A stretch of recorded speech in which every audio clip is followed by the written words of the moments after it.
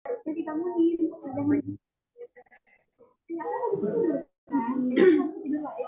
udah sini aku marah-marah bilang. Jadi aku pikir emang dia sih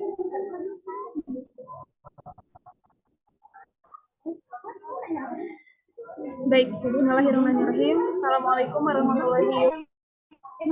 Puji serta syukur, marilah kita panjatkan kepada Allah Subhanahu wa Ta'ala yang telah memberikan kita kesempatan untuk melakukan presentasi pada hari ini.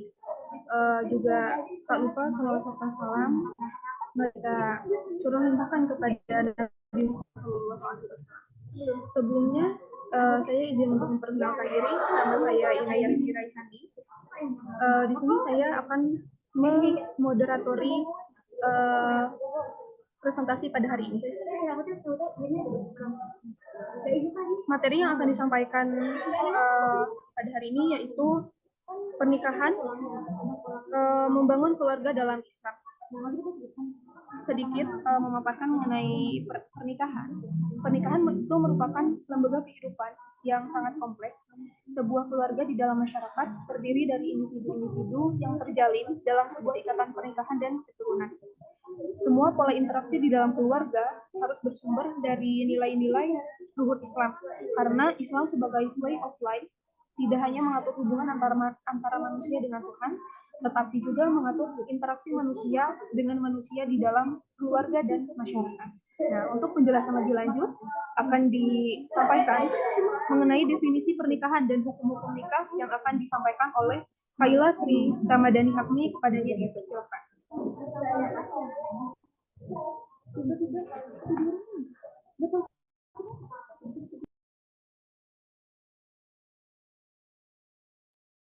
Baik, terima kasih kepada moderator yang telah memberi saya waktu dan tempat untuk memaparkan definisi pernikahan dan juga hukum nikah.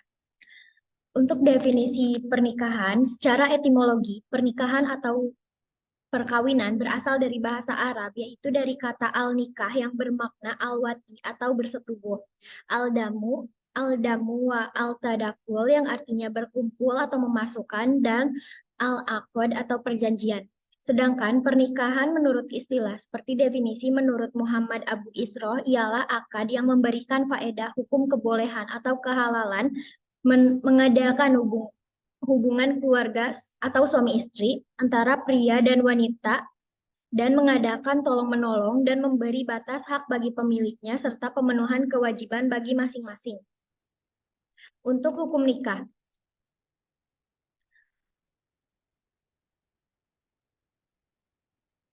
hukum nikah bisa berubah tergantung kondisi seseorang yang dialaminya. Hukumnya adalah sebagai berikut. Yang ke-1, wajib. Menikah hukumnya wajib bagi seseorang yang memiliki kemampuan untuk menikah, memenuhi kewajiban sebagai suami istri dan kondisi syahwatnya besar, sedangkan ia tidak bisa mengendalikannya dan khawatir dirinya akan terjerumus pada perzinahan dan berbagai kemaksiatan lainnya jika ia tidak segera menikah. Yang kedua ada sunnah. Menikah hukumnya sunnah bagi seorang yang memiliki hasrat untuk menikah, namun ia tidak dikhawatirkan terjerumus pada perzinahan. Meskipun demikian, menikah lebih utama baginya daripada ia melakukan ibadah-ibadah sunnah lainnya. Yang ketiga ada mubah. Hukum mubah dijatuhkan kepada seseorang yang memiliki kemampuan melakukan pernikahan dan memenuhi kewajiban sebagai seorang istri dan atau suami, namun tidak memiliki dorongan syahwat yang mendesak dan tidak khawatir terjatuh kepada perzinahan. Dengan kata lain, hukum mubah ini terjadi bagi seseorang yang memiliki faktor pendorong dan penghambatnya sama kuat. Dia memiliki keinginan yang kuat untuk menikah. Yang keempat ada makruh. Hukum menikah menjadi makruh jika seorang memiliki kemampuan untuk menikah, memiliki kemampuan menahan syahwatnya, tetapi ia tidak memiliki keinginan kuat untuk melaksanakan kewajiban dirinya kepada pasangannya, menafkahi istri bagi laki-laki atau melayani suami bagi perempuan. Yang terakhir ada haram.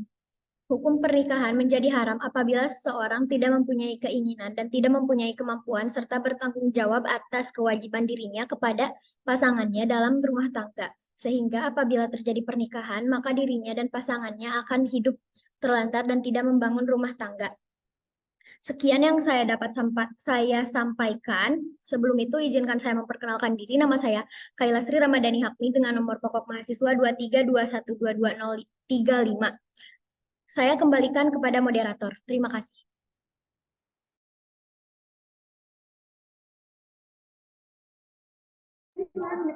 Baik.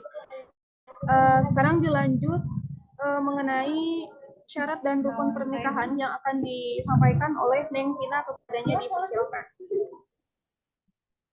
Baik, terima kasih kepada moderator yang telah mempersilahkan saya untuk menyampaikan materi mengenai pernikahan.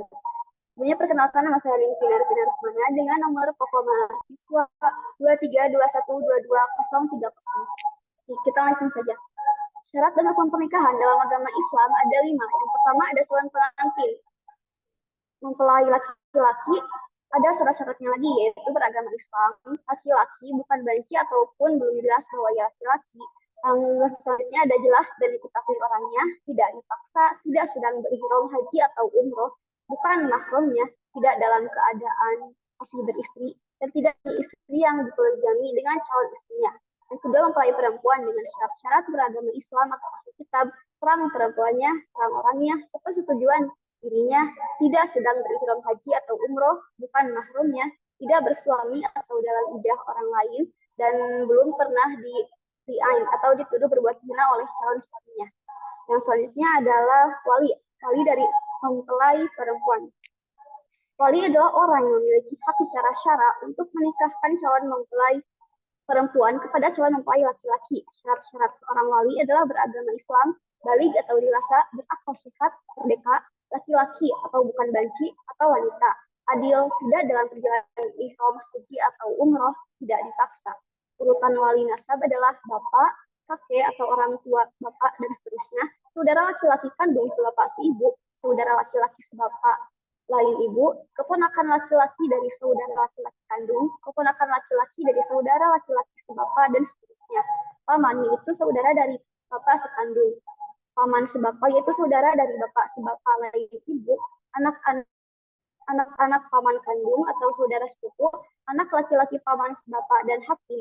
Wali hakim berlaku apabila wali dari perempuan tidak ada. Halangan hadir ada, tetapi mewakilkan kepada hakim bagi perempuan yang lahir tanpa pernikahan. Yang ketiga ada saksi. Saksi minimal itu ada 2 orang. Saksi adalah 2 orang yang menyaksikan secara langsung proses akad pernikahan. Syarat-syarat saksi adalah beragama Islam, baligh atau dewasa, berakal sehat, merdeka, laki-laki, adil, tidak dalam perjalanan haji atau umroh, tidak dipaksa, dapat melihat, berbicara, dan mendengar serta paham maksud akad tersebut. Yang keempat ada akad nikah. Akad nikah dapat diartikan sebagai perjanjian atau ikatan dengan lisan, ikatan dalam pernikahan. Pernikahan wajib dilakukan dengan ijab dan kabul dengan lisan. Begitu nabi cara bisa dilakukan dengan syarat yang bisa dipahami. Syarat-syaratnya itu kedua orang yang melakukan akad harus sudah baligh. Antara ijab dan kabul tidak dapat pisah dengan perkataan atau perbuatan yang memalingkan dari ijab dan kabul, yakni pada tempat dan waktu yang sama. Antara ijab dan kabul harus satu tujuan, tidak boleh bertolak belakang. Masing-masing yang dilakukan akad dapat mendengarkan sebagian apa yang diucapkan oleh orang lain.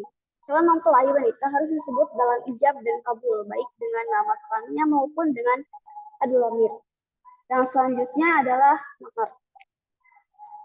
Yang terakhir dari syarat dan rukun pernikahan. Mahar disebut juga nikah atau syadak, merupakan rukun pernikahan, namun sebagian ulama menganggap mahar sebagai syarat bagi sahnya nikah. Allah Subhanahu wa taala berfirman, "Berikanlah kepada perempuan itu mas kawin mereka sebagai pemberian." Quran surat An-Nisa ayat 4. Mahar adalah pemberian pihak laki-laki kepada perempuan saat pernikahan. Jadi, mungkin hanya itu saja yang bisa saya sampaikan. Selanjutnya saya kembalikan lagi kepada moderator. Terima kasih sebelumnya. Baik, terima kasih. Untuk selanjutnya yang akan dijelaskan oleh Rani mengenai tentang konsep muhrim dan tujuan. Baik, terima kasih kepada moderator yang telah mempersilahkan saya untuk menjelaskan materi tentang konsep muhrim. Sebelumnya, perkenalkan nama saya Rani Herlinda dengan NPM 2321222027.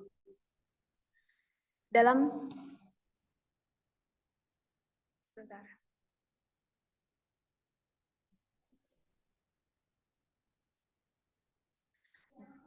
Dalam pernikahan, terdapat konsep muhrim. Muhrim dalam makna pernikahan adalah perempuan yang haram dinikahi. Perempuan yang termasuk muhrim dari seorang laki-laki adalah sebagai berikut. Yang pertama, haram dinikahi karena keturunan, meliputi ibu, nenek, dan seterusnya ke atas. Anak perempuan, cucu perempuan, dan seterusnya ke bawah. Saudara perempuan kandung, saudara perempuan yang seayah, dan seibu. Anak perempuan dari saudara laki-laki dan seterusnya, dan anak perempuan dari saudara perempuan dan seterusnya. Yang kedua adalah haram dinikahi karena satu susuan, meliputi seorang perempuan yang menyusui dan saudara perempuan yang sesusuan. Yang ketiga adalah haram dinikahi karena hubungan pernikahan, meliputi ibu mertua, anak perempuan dari istri atau anak tiri, istri ayah atau ibu tiri, baik sudah dicerai ataupun belum, dan mantu baik sudah dicerai maupun belum. Yang keempat adalah haram dinikahi sebab memadu dua perempuan yang bersaudara kandung, yaitu adik kakak. Kemudian, slide selanjutnya.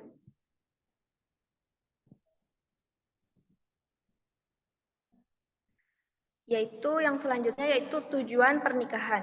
Tujuan perkawinan adalah untuk menghalalkan hubungan suami istri untuk memenuhi tuntutan kebutuhan biologis dan psikologis kemanusiaan, mewujudkan suatu keluarga dengan dasar cinta kasih dan untuk memperoleh keturunan yang sah berdasarkan peraturan agama dan hukum yang berlaku.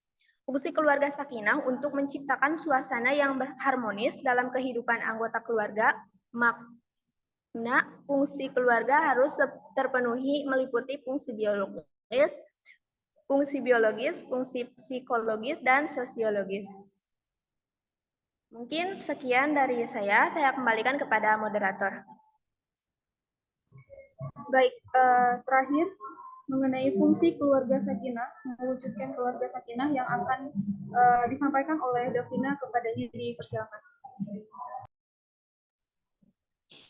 Baik, terima kasih kepada moderator yang telah memberikan saya waktu untuk menyampaikan materi. Sebelumnya, perkenalkan nama saya Davina Damayanti dengan nomor pokok mahasiswa 2321222039.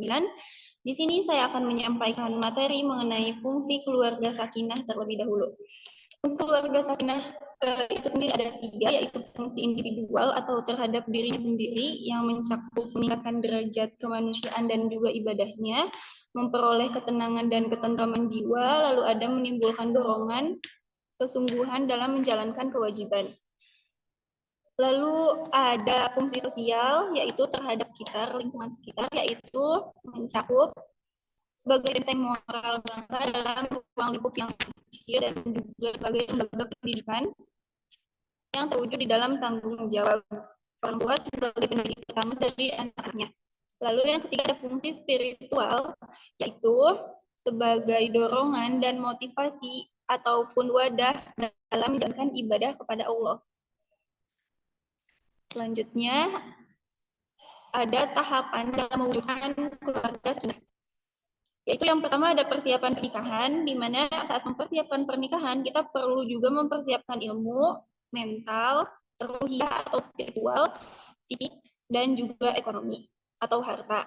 Lalu ada proses pernikahan di mana semua rukun dan syarat harus terpenuhi, lalu mendaftar ke KUA sebagaimana mestinya. Setelah itu proses pernikahan bisa dilakukan dan yang bersangkutan akan mendapatkan buku nikah. Lalu yang ketiga ada membangun keluarga. Adapun syarat-syarat dalam membangun keluarga itu ada memiliki ilmu, saling mengenal dan membantu, memiliki kepercayaan, komunikasi yang baik dan keterbukaan, menjalankan kewajiban dan memberikan kebahagiaan, dan juga senantiasa menjalankan ibadah dan berdoa kepada Allah. Selanjutnya, ada hal yang perlu kita ketahui oleh seseorang yang belum menikah dan membentuk keluarga, yaitu mengetahui hak dan kewajiban seorang suami dan istri. Yang pertama ada kewajiban suami, yaitu memberi nafkah, memperlakukan istri dengan baik, mendidik dan membimbing istri. Lalu ada kewajiban istri, yaitu mentaati suaminya selama suaminya berada di jalan yang benar. Lalu ada menjaga kehormatan keluarganya, dan juga menyenangkan suami dengan tingkah laku, sikap, dan penampilan. Mungkin sekian saja materi yang dapat saya sampaikan. Saya kembalikan kepada moderator. Baik, terima kasih kepada presentator yang telah memaparkan materi mengenai pernikahan. Untuk presentasi pada hari ini, saya sebagai moderator izin untuk menutup pembelajaran pada hari ini. Terima kasih. Assalamualaikum warahmatullahi wabarakatuh. Waalaikumsalam. Waalaikumsalam warahmatullahi wabarakatuh.